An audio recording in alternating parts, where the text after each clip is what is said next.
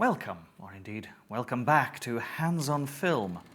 My name is Israel Hands, and today I'm going to be flexing my militaristic muscle as we are reviewing Alex Garland's Civil War.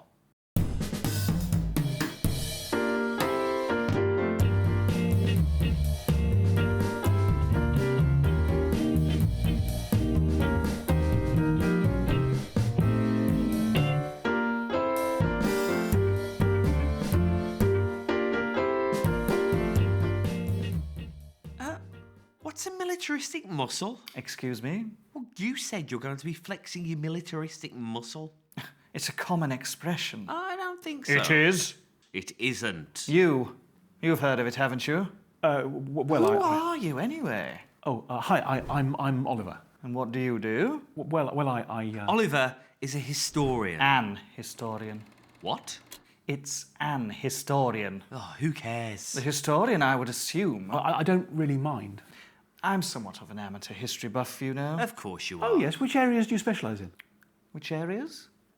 Which time periods? Time periods? I'm going to save us all some time. Israel knows virtually nothing about nothing. Ha! Double negative. History is very big.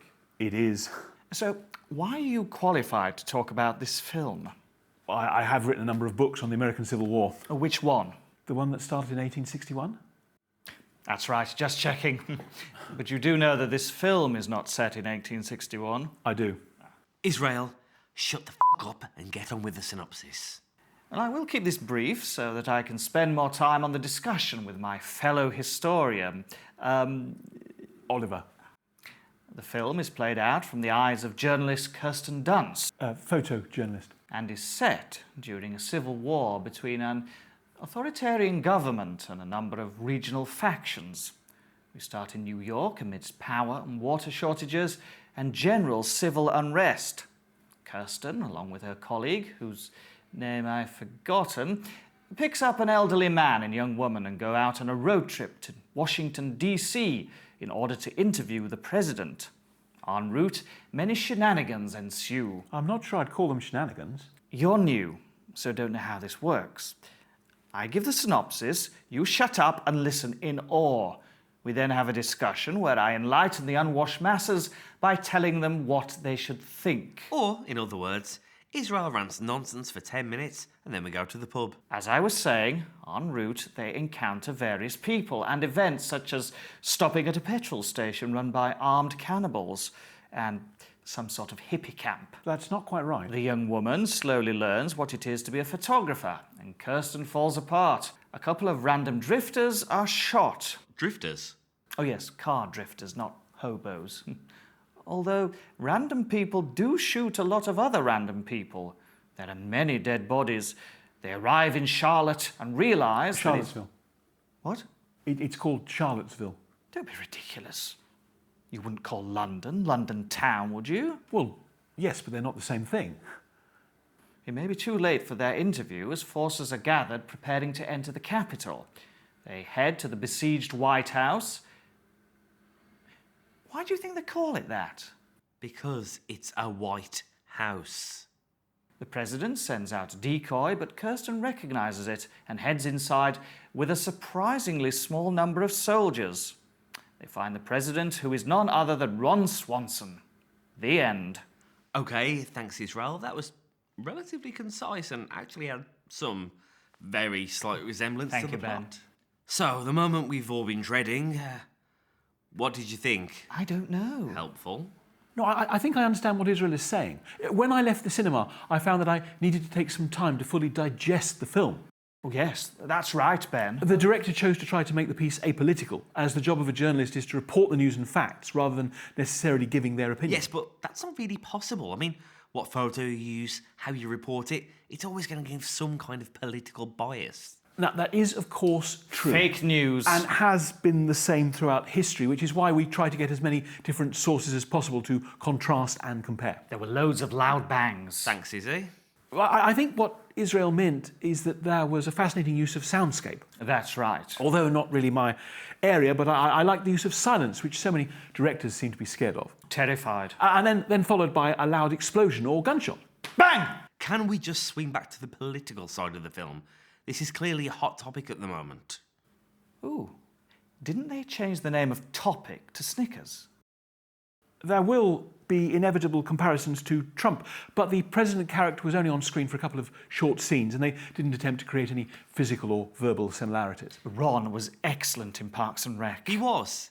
Thanks, Izzy. The alliances were unlikely in a modern context. Texas and California are about as different as you can get in terms of contemporary US politics. I thought you were an historian, not a political commentator. Yes, but history is being made all the time. It certainly is. Not by you cretin. Well, technically it is. Just that no one will ever know. Let's hope not. That's right. Oh, I have one. They said that it was not safe for someone from the press to be in DC. Yes, now that felt like perhaps the closest reference to Trump. Fake news? Yes, you said. I have a question. Here we go. As an historian, you are supposed to be completely neutered. Excuse me?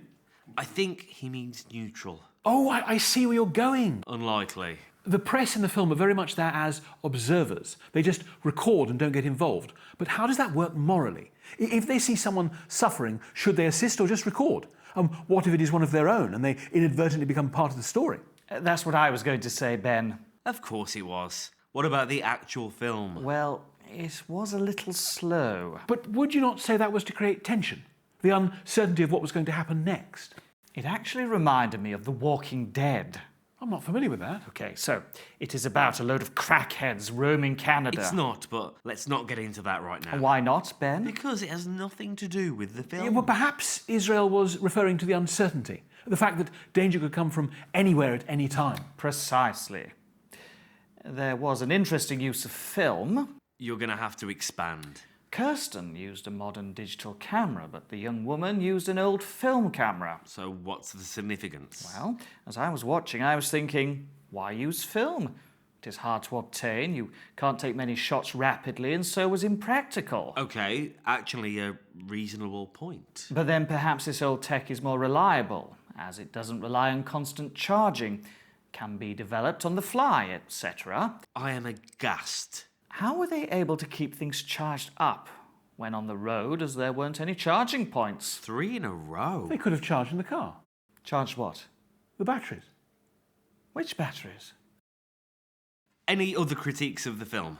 Some of the moments felt a little contrived. The change in status between the young woman and Kirsten, and the final scene with Kirsten felt a bit icky. Icky? Oh, and the fact people seemed happy to have war crimes filmed. Except that one occasion. But that is a fair point. As inevitably the war would end, then the evidence would certainly come to light. You see, Ben? A fair point. The killing of the two journalists was obvious as soon as they arrived on screen. The death of the old dude, which suddenly led to Kirsten and the guy actually displaying emotions. I realise he was their friend, but they hadn't seemed to care about anything before. And they must have lost other colleagues. The soldiers were essentially assassins towards the end, killing people who were clearly no threat. Do you think the director meant the film to be a warning? About what? Oh, never mind. I feel we actually had a constructive discussion, thanks to Oliver, of course. Shall we sum up? Civil War is a slow burn but thought-provoking film. Anything else? I'd say watch it. Okay, and we are clear. Thank you, Oliver. Are we going to talk about armed militia and gun control in the US in relation to the Second Amendment? No. Not even we're that crazy.